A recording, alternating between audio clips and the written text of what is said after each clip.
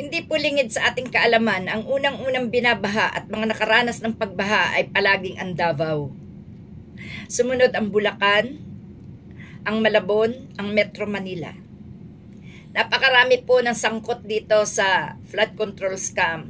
Pero nawala ang pangalan ng mga Duterte dito eh. Nakakapagtaka na hindi na babanggit ang mga Duterte, no? Pagkos ang nababanggit lang ng mga kontraktor ay ang kanilang mga pinakamataas kuno, ang kanilang mga sinusunod kuno, pero hindi nila nababanggit kung sino yon. Ngayon, dapat ang talakayin ng ating mga taga-gobyerno na tumutugis sa mga magnanakaw na ito, dapat po patugain na mabuti kung sino ang kanilang pinuno sa pagnanakaw ng flood control project na ito. Mga kapatid, tayo po ay sobra ng pinapaikot-ikot ng mga taong ito, no? Nililihis-lihis na nila ang mga kwento sapagkat alam nila na talagang ito po ay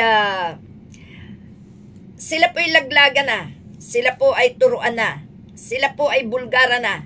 Pero bakit hindi nila mabulgar-bulgar kung kanino nagmula ang pakana na magkaroon ng mga ganitong budget na wala naman pong project, no?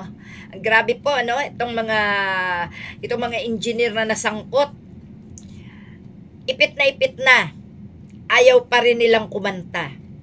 Ano po kaya ang ikinatatakot nila? Ano po kaya ang mga gusto nilang palabasin? At bakit walang senador na nababanggit dito? Si Escudero at si Villanueva lang, no? Sino talaga ang puno ng scam na ito sa ating flood control project? Pera po ng bayan ang pinag-uusapan dito.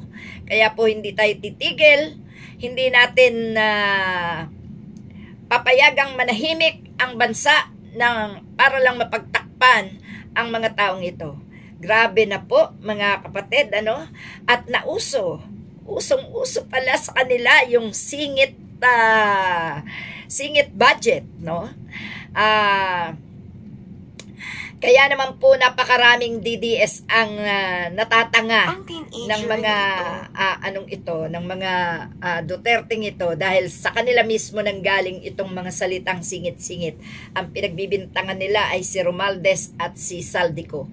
Sige lang, okay lang yan, pero kailangan mapatunayan. Ano po? Kailangan mapatunayan kung si Saldico ay nakatakas na dahil nga dito sa pangyayaring ito. Andyan pa naman si Speaker Martin Romualdez para ipaglaban ang katotohanan na siya ay hindi sangkot dito. Atin pong subaybayan ito sapagkat wala naman po tayong panghahawakan kundi ang katotohanan. So mga kapatid, sana itong mga inimbestigahang ito, kung talagang sila walang mga pagkakasala, ikanta na nila.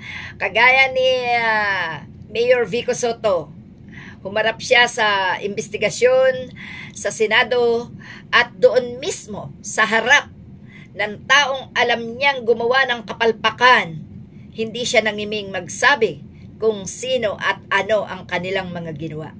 Harapan, magkakatabi, harapang ibinunyag ni Mayor Vico Soto, walang takot, walang pangamba, walang pag-aalinlangan, walang binabasang kodigo, walang script. Lahat ng sinabi niya, direct to the point, walang kaba-kaba. Kaya po ako humahanga ng gusto sa ating mayor na ito. Sana marami pang katulad ni Mayor Vico na magsasabi ng katotohanan sapagkat ito ang magiging susi para sa ating bayan na magkaroon ng katahimikan at mawala ang mga magnanakaw sa paraan na dapat ay walang masaktan at walang mamamatay. Sana naman po mga kapatid, makiisa tayo sa mga gumagawa ng tama, nagsasabi ng katotohanan at nagbubulgar ng mga katiwaliang kanilang nalalaman.